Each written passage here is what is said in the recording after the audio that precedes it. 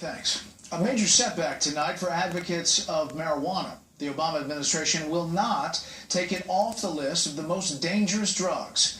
That occurs as several more states are considering the legalization of recreational pot. National correspondent William LaJeunesse reports tonight from Los Angeles.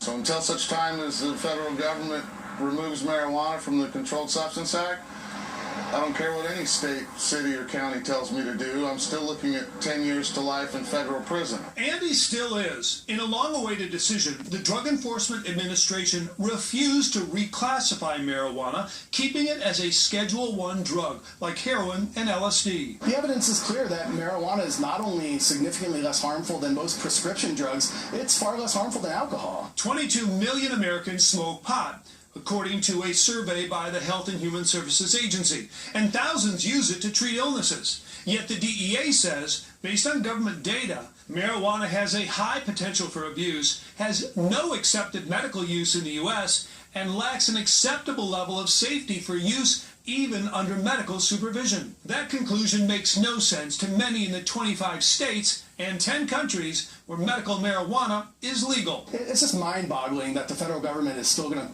play this game of marijuana has no medical value when more than 80% of the nation now agrees that it does. The DEA, however, did agree to make more pot available, expanding the number of universities permitted to grow it for research. But today's decision does not address the growing divide between federal and state policy. It's too big and moving too fast to stop it. Recreational pot is already legal in 4 states and the District of Columbia.